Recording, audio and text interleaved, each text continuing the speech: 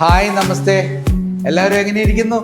WhatsApp മുഖേന ഗായക കോഴ്സിലേക്ക് സുസ്വാഗതം. എല്ലാവരെയും ഈ ഗ്രൂപ്പിൽ കണ്ടുമുട്ടിയതിൽ വളരെയേറെ സന്തോഷം. ഇന്നത്തെ ക്ലാസ്സിൻ്റെ സ്പെഷ്യാലിറ്റീസ് സംസാര ഭാഷയും സംഗീത ഭാഷയും. ഈ വിഷയത്തെ ആസ്പദമാക്കി ആ സംഗീതത്തിൻ്റെ സംസാരത്തിൻ്റെ പ്രത്യേകതകൾ, വ്യത്യാസങ്ങൾ ഇവയെക്കുറിച്ചാണ്. ഒരു വ്യക്തി ഒരു ഗാനം പാടാൻ തയ്യാറെടുക്കുന്നതിന് മുമ്പ് അദ്ദേഹം തിരിച്ചറിയേണ്ട വളരെ അത്യന്താപേക്ഷിതമായിട്ടുള്ള ഒരു വിഷയമാണ് തൻ്റെ സംസാര ഭാഷ ഏത് ശ്രേണിയിലൂടെയാണ് സഞ്ചരിച്ചു കൊണ്ടിരിക്കുന്നു എന്നുള്ളതാണ്. അപ്പോൾ അങ്ങനെയുള്ള ഒരു വ്യക്തിത്വം ആയിട്ട് വേണം സംഗീതത്തെ അദ്ദേഹം സമീപിക്കാൻ എന്നൊരു അഭിപ്രായക്കാരനാണ് ഞാൻ. അതുകൊണ്ട് തന്നെ നിങ്ങൾക്കും അത് കിട്ടണം എന്നുള്ളൊരു ബലമായ ആവശ്യബോധം ഉണ്ട്. ഈ ക്ലാസ്സിലെ വിഷയം സംസാര ഭാഷയും സംഗീത ഭാഷയും. ഇവിടെ അരങ്ങേറുന്ന ഈ ക്ലാസ്സുകൾ നിങ്ങൾ ഓരോരുത്തരും സശ്രദ്ധം വീക്ഷിച്ചാൽ അറിയാൻ കഴിയുന്ന കുറച്ച് കാര്യങ്ങൾ സ്പെഷ്യലി നോട്ട് ചെയ്യുക. അതിന് വേണ്ടുന്നത് നമ്മൾ ഈ കോഴ്സ് ആരംഭിക്കുമ്പോൾ തന്നെ വേണ്ടുന്ന ടൂൾസാണ്. അത് നമ്മൾ സൂക്ഷിക്കുക. 2, നിങ്ങൾ ഓരോരുത്തരും നിങ്ങളുടെ ശബ്ദത്തെ എത്രമാത്രം തിരിച്ചറിഞ്ഞിട്ടുണ്ട് എന്ന് പരിശോധിക്കുക. 3, നിങ്ങൾ കേൾക്കുന്ന ഗാനങ്ങൾ എങ്ങനെയാണ് കേൾക്കുന്നത് എന്ന് മനസ്സിലാക്കുക. 4, നിങ്ങളുടെ ശബ്ദത്തെ നിങ്ങൾ എത്രമാത്രം മനസ്സിലാക്കിയിട്ടുണ്ട് എന്നുള്ളത് പരിശോധിക്കാം. നിങ്ങൾക്ക് കിട്ടുന്ന ഈ ക്ലാസ്സുകൾ വളരെയേറെ രസകരമായി നിങ്ങൾക്ക് അനുഭവപ്പെടുന്നത് ഈ ഒരു സെഗ്മെന്റ് കഴിയുമ്പോൾ കൃത്യമായിട്ട് നിങ്ങൾക്കത് മനസ്സിലാകും. നിങ്ങൾ ചെയ്യേണ്ടത് ഇത്രമാത്രം: തരുന്ന പാഠങ്ങൾ അന്നന്ന് ഓരോ മണിക്കൂർ പ്രാക്ടീസ് സെഷനിലെ ടിപ്സ് ആൻഡ് ട്രിക്സ് കൃത്യമായി ഫോളോ ചെയ്യുക എന്നത് മാത്രമാണ്. നിങ്ങൾ ചെയ്യേണ്ട മറ്റൊരു പ്രധാനപ്പെട്ട കാര്യം, ഈ പാട്ടുകൾ നിങ്ങൾ പാടുന്നത് ഏത് മുറിയിലിരുന്നു കൊണ്ടാണ് എന്നുള്ളത് വളരെയേറെ പ്രധാനപ്പെട്ടത്. മുറി എന്നുദ്ദേശിച്ചത് നിങ്ങളുടെ ഫ്രണ്ട്, നിങ്ങളുടെ ബാക്ക്, നിങ്ങളുടെ റൈറ്റ് സൈഡ്, നിങ്ങളുടെ ലെഫ്റ്റ് സൈഡ്, നിങ്ങളിലെ മുകൾ തട്ട്, നിങ്ങളുടെ താഴ്ത്തട്ട്, ഇങ്ങനെ ഏത് പോസ്റ്ററിലാണ് നിങ്ങൾ നിന്നുകൊണ്ടോ ഇരുന്നു കൊണ്ടോ പാടുന്നത് എന്നുള്ളതാണ് വളരെയേറെ പ്രധാനപ്പെട്ട ഘടകം. കാരണം ശബ്ദം സഞ്ചരിക്കുന്നത് നിങ്ങളുടെ ശരീരത്തിൻ്റെ ചുറ്റുമാണ്. ശബ്ദത്തെ നിങ്ങൾ എടുത്ത് ആനയിച്ച് ആ ആകാശത്തിലൂടെ കൊണ്ടുവന്ന് നമ്മളുടെ തൊണ്ടയിലെത്തിച്ച് നമ്മളുടെ വായിലൂടെ ആ ശബ്ദം പുറത്തേക്ക് വരുമ്പോൾ നിങ്ങൾ തിരിച്ചു തന്നെ നിങ്ങൾക്ക് തിരിച്ചറിയാവുന്ന മറ്റൊരു മനോഹരമായ സത്യം, നിങ്ങൾ മനോഹരമായ പാട്ടുകാരനാവാൻ പോവുക എന്നതുള്ളതാണ്. നിങ്ങൾ മനോഹരമായി പാടാൻ സാധിക്കുന്ന ഒരു ഗായകനായി മാറാൻ പോകുന്നു എന്ന വാർത്തയാണ്.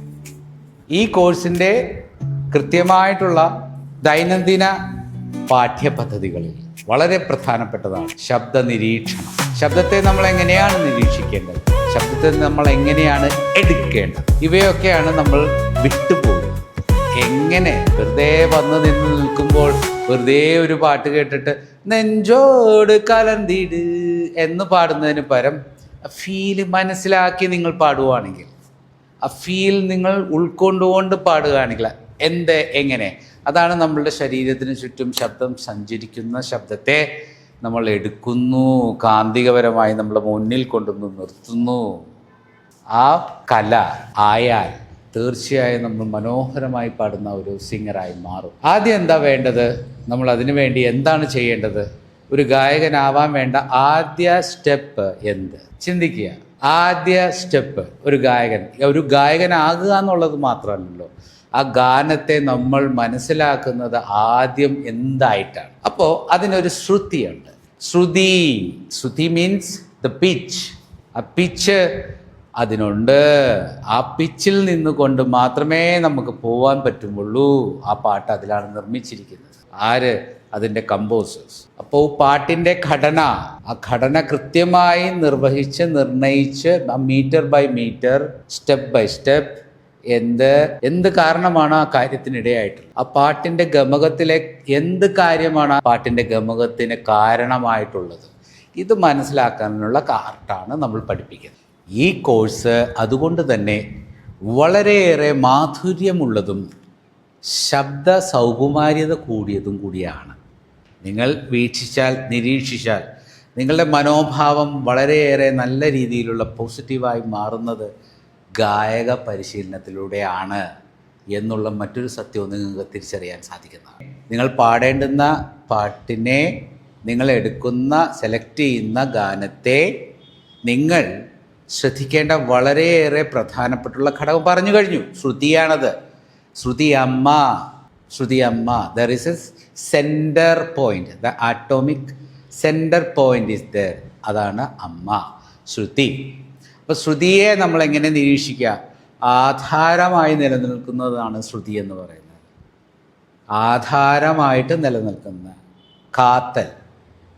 കാതൽ റോജാവേ എങ്കേ നീ എങ്കേ കണ്ണീർ വഴിയുതടി കണ്ണേ. പോട്ടെ, ഞാൻ പാടിയത് ആ ഒരു കാതലിൻ്റെ കാര്യം പറഞ്ഞപ്പോൾ മാന്ത്രികനായ സംഗീത സംവിധായകൻ്റെ ഒരു ഗാനം നിങ്ങളെ ഓർമ്മിപ്പിക്കണമെന്ന് തോന്നി. വാട്ടെവർ, നമ്മളിവിടെ ഇന്ന് കൂടിയിരിക്കുന്ന ഈ ക്ലാസ് നിങ്ങൾ കൃത്യമായിട്ട് പഠിക്കുമെന്നുള്ള ആത്മവിശ്വാസം എനിക്കുണ്ട്. നിങ്ങൾക്ക് കൃത്യമായിട്ട് നമ്മൾ ഓരോരുത്തർക്കും ഇത് മനസ്സിലാക്കി, ഈ പാഠ്യപദ്ധതി മനസ്സിലാക്കി 1 by 1 ഓരോ സ്റ്റെപ്പ് നിങ്ങൾ കൃത്യമാക്കി മുന്നോട്ട് നീങ്ങിയാൽ ആ ആകാശം നിങ്ങൾക്ക് പൂത്തുലഞ്ഞു നിൽക്കുന്നതായിട്ട് ഫീൽ ചെയ്യും. എന്ത് തന്നെയായാലും നിങ്ങൾ കോഴ്സ് പൂർത്തീകരിക്കുന്ന സമയത്ത് നിങ്ങൾക്ക് കൃത്യമായിട്ടുള്ള ശബ്ദ നിയന്ത്രണ മനോഭാവവും അതിലൂടെ കിട്ടുന്ന നിയന്ത്രണത്തിൻ്റെ വരുന്ന ശബ്ദത്തെ മുഴുവനുമായി മനസ്സിലാക്കാനുള്ള നിങ്ങളുടെ അവഗാഹം കൂടും. അതിലൊന്നാണ് ശ്രുതി. ശ്രുതി നമ്മൾ ഇവിടെ പാടുമ്പോൾ ഓരോ സ്വരങ്ങളും, ഓരോ ശബ്ദവീചികൾ, ഇപ്പോൾ സാ രേ, ഇതാണ് വീചികൾ, ശബ്ദത്തിൻ്റെ വീചികൾ. അപ്പോൾ വീചികൾ മ്യൂസിക്കൽ ലാംഗ്വേജ്.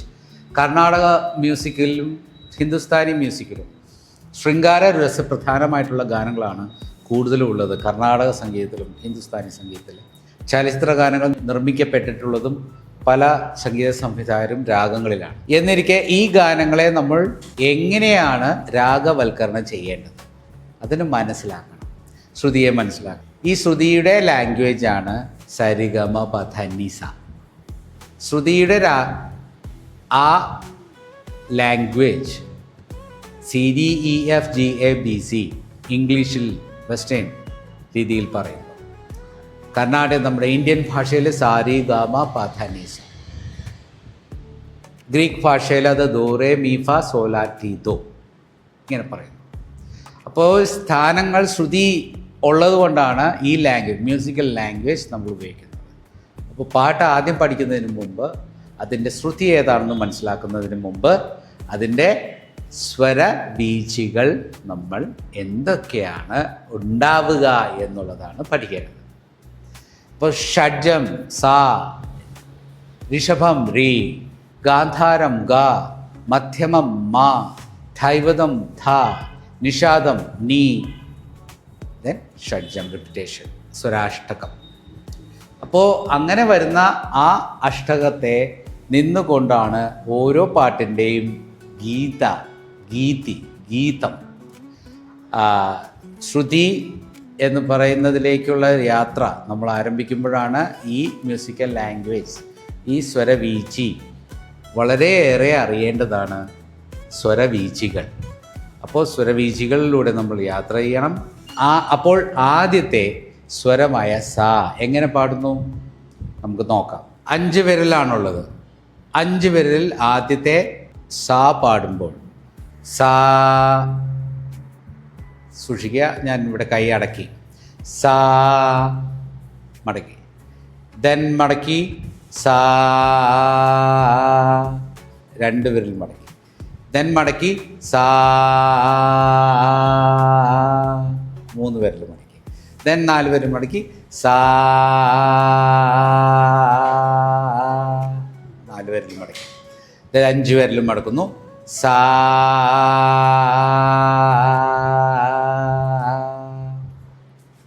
അപ്പോൾ ഞാൻ എന്താ ഇവിടെ ചെയ്ത്, ആദ്യത്തെ വീജി, സ്വരവീജി എടുത്തു, സാ എടുത്തു, ആ വീജി എടുത്ത് ഞാൻ ആ സ്ഥാനം പാടി, സാ എന്ന് പാടി. അപ്പോൾ സാ എന്ന് കിട്ടി.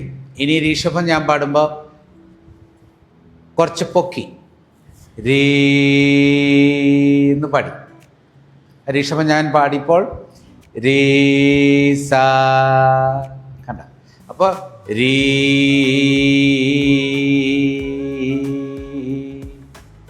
ദെൻ ഞാൻ സാ പാടി സാ, ദെൻ വീണ്ടും രീ പാടി രീ, വീണ്ടും ഞാൻ സാ പാടി സാ, വീണ്ടും രീ പാടി രീ, ദെൻ ഞാൻ ഗാന്ധാരം പാടി ഗ ഗ, രീ പാടിയേ പിന്നെ രീ, സാ പാടി പിന്നെ സാ, പിന്നെ ഒരുമിച്ച് പാടി സാ രീ ഗ. അടുത്തത് മൂന്നാമത്തെ ബീജി മാ. അപ്പോൾ കുറച്ചും കൂടെ പൊക്കി, കുറച്ചും കൂടെ ഈ ശബ്ദ തരംഗങ്ങളെ ഞാൻ പൊക്കി, ഒരുമിച്ച് ഞാൻ പൊക്കി. പൊക്കുന്നത് നമ്മളുടെ ശബ്ദം നാഭിയിൽ നിന്നാണ് വരുന്നത്. നാഭിയിൽ ചുറ്റിക്കറങ്ങിക്കൊണ്ടിരിക്കുന്നതാണ്. അവിടെ പ്രണവമാണുള്ളത്, അഗ്നിയാണുള്ളത്. ഈ അഗ്നി പ്രണവാകാരം ആയി മാറി നമ്മൾക്ക് പെട്ടെന്ന് തന്നെ സഹസ്രാരത്തിൽ എത്തിക്കുന്ന പ്രോസസ്സാണ് ഈ നടന്നുകൊണ്ടിരിക്കുന്ന ശബ്ദത്തിൻ്റെ അത്ഭുതകരമായ ശരീരം എന്ന ക്ഷേത്രത്തിൽ നടക്കുന്ന മാജിക്കൽ മൂവ്മെൻറ്റ്സ്. അപ്പോൾ ഈ ശബ്ദത്തിൻ്റെ കാന്തികപരമായിട്ടുള്ള യാത്ര ആരംഭിക്കുന്നത് നാഭിയിൽ നിന്നാണ്. ഈ നാഭിയിൽ കാന്തികത ആരംഭിക്കുമ്പോൾ ആ കാന്തികത സഞ്ചരിക്കുന്ന ഇലക്ട്രോമാഗ്നറ്റിക് സൗണ്ട്സിൻ്റെ വേവ്സുകളാണ്. ആ വേവ്സാണ് നമ്മൾ ഭിത്തിയിലെ അകത്തളത്തിലുള്ള ഓരോ ഭാഗങ്ങളിലും ചെന്ന് പ്രതിധ്വനിച്ച് അതിനെ പെട്ടെന്ന് ശബ്ദ തരംഗങ്ങളാക്കി മാറ്റി പുറത്തേക്ക് കൊണ്ടുവരുന്നത്. അതിന് മനോഹരമായിട്ട് നിർമ്മിച്ചിരിക്കുന്ന ഓരോ പാർട്സാണ് നമ്മുടെ അകത്തെ തൊണ്ടയുടെ അകത്തുള്ള വോക്കൽ കോഡ്സ്.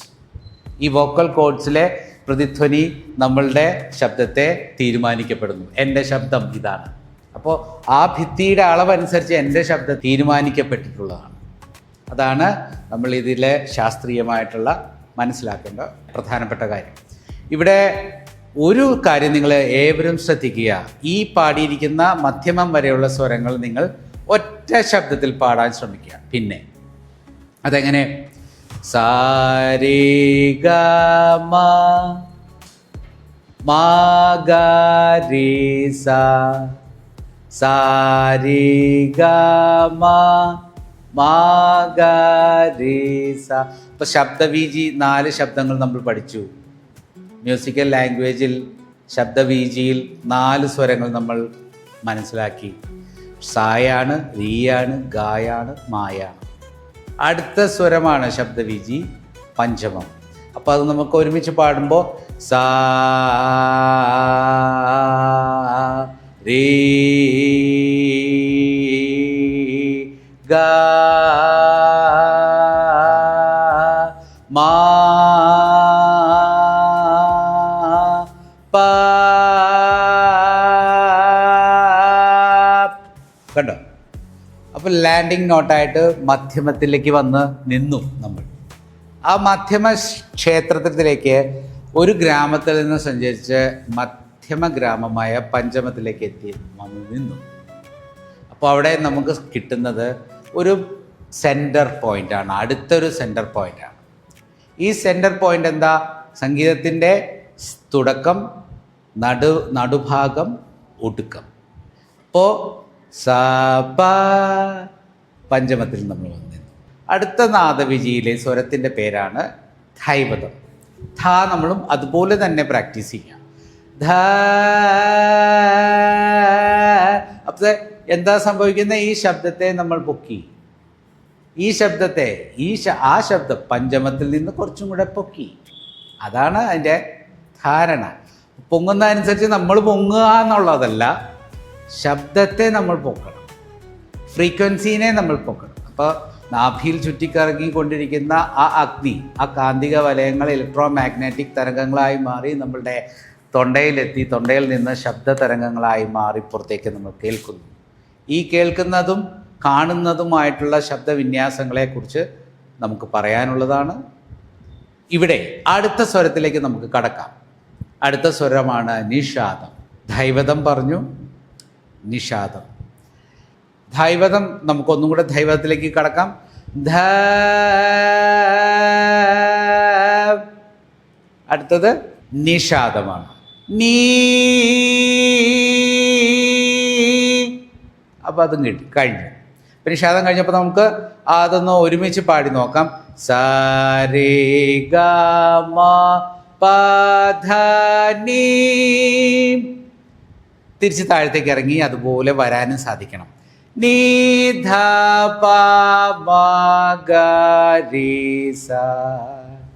സ രി ഗ മ പ ധ നി ധ പ മ ഗ രി സ. അപ്പോൾ ആ ഒരു യാത്രയും ഇറങ്ങി വരുന്ന ഒരു ഇറക്കവും നമ്മൾ ആ തുടർച്ചയായി ആന്തോളനം ചെയ്താൽ മനസ്സിലാക്കിയാൽ നമ്മുടെ ശബ്ദത്തിനെ സംഗീതവൽക്കരിക്കാൻ എളുപ്പമാണ്. ആർക്കും പാട്ട് പാടാൻ കഴിയാത്ത ഏതൊരു വ്യക്തിയെയും ഈ കലയാണ് സീക്രട്ടായിട്ട് നമ്മൾ പഠിപ്പിക്കുന്നത്. അപ്പോൾ ശബ്ദത്തിൻ്റെ വീജിക്ക് വേണ്ടിയിട്ടാണ് ആ ശബ്ദത്തിൻ്റെ സ്വരം നിർണ്ണയിക്കപ്പെട്ട് വച്ചിരിക്കുന്നത്. സ എന്ന് പറഞ്ഞാൽ, രീ എന്ന് പറഞ്ഞാൽ, ഗാ എന്ന് പറഞ്ഞാൽ, ധ മ എന്ന് പറഞ്ഞാൽ, പ ധ നീ വരെ ഈ 7 സ്വരമാക്കി വെച്ചിരിക്കുന്നത് ഇതിൻ്റെ യാത്ര പാട്ടുകാരന് സുഗമമാക്കാൻ വേണ്ടിയിട്ടാണ്. ആരാണ് ഇത് പാടുന്നത്? പാട്ട് പാടുന്നവനായി മാറുന്നത്. സംസാര ഭാഷ പറയുന്നവൻ ആ സംസാര ഭാഷ അവൻ സംസാരിക്കുന്നു. ആ ഭാഷയിൽ 1-2 സ്വരങ്ങൾ മാത്രമേ പൊങ്ങുന്നുള്ളൂ. ഇപ്പോൾ നമ്മൾ ഒരു ശബ്ദം പറയുമ്പോൾ, ഒരു മനുഷ്യനൊരു കാര്യം പറയുമ്പോൾ അവൻ്റെ സ്ഥായി സ്വരം പഞ്ചമമായിരിക്കാം, അല്ലെങ്കിൽ ഗായായിരിക്കാം. ഗായിൽ നിന്നുകൊണ്ട് അവൻ പറയാണ്. അപ്പോൾ ആ ഗാ അവൻ എന്തെങ്കിലും ഒരു മൂർച്ച കൂട്ടുന്ന രീതിയിലൊരു തള്ളുന്ന രീതിയിലൊരു ഒരു സംസാരം പറയുകയാണ്. അപ്പോൾ അവിടെ വരുന്ന ഒച്ചയുടെ പൊക്കം അയാളുടെ ശ്രുതിയുടെ അടുത്ത ശ്രുതിയായിരിക്കും. അതാണ് തൊട്ടടുത്ത് നിൽക്കുന്ന സ്വരം. അയാൾ ശബ്ദിക്കുമ്പോൾ, അയാളുടെ സംസാരിക്കുമ്പോൾ ആ ശബ്ദത്തിൻ്റെ ഏകദേശമുള്ള അടുത്ത സ്വരത്തിനെ അയാൾ കയറിപ്പിടിക്കും, അല്ലെങ്കിൽ താഴത്തെ ശബ്ദത്തിൽ അയാൾ കയറിപ്പിടിക്കും. ആ വികാരങ്ങളെ അയാൾ സംസാര ഭാഷയിലൂടെ മറ്റൊരാൾക്ക് പകർന്നു കൊടുക്കും. അദ്ദേഹവും അതേപോലെ തന്നെ ആ വികാര പ്രക്ഷോഭങ്ങളുടെ ഏറ്റക്കുറച്ചുകൾ കൊടുത്തുകൊണ്ട് ആ ശബ്ദത്തെ അടുത്തടുത്ത് നിൽക്കുന്ന ശബ്ദങ്ങളാണവ. പക്ഷെ സംഗീതത്തിൽ അങ്ങനെയല്ല. നമ്മളൊരു അകലം നിശ്ചയിച്ചിട്ടുണ്ട്, ഒരു മീറ്റർ നിശ്ചയിച്ചിട്ടുണ്ട്. ആ യാത്ര പൂർത്തിയാകുന്നത് മനസ്സിലാക്കി ആ യാത്ര തിരിച്ച് എവിടുന്നാണോ ആരംഭിച്ചത് അവിടേക്ക് തന്നെ തിരിച്ചെത്തുന്നതാണ് സംഗീത ഭാഷ. സംസാര ഭാഷ, സംഗീത ഭാഷ, ഇവ രണ്ടും രണ്ടാണ് എന്നുള്ള കൃത്യമായിട്ടുള്ള വിവരബോധം നമുക്കുണ്ടായിരിക്കും. സംസാര ഭാഷയും സംഗീത ഭാഷയും കുറിച്ച് നിങ്ങൾ ഏവരും മനസ്സിലാക്കി എന്ന് വിശ്വസിക്കുന്നു. ഇനി നിങ്ങൾക്ക് അടുത്ത സെഗ്മെൻ്റാണ്.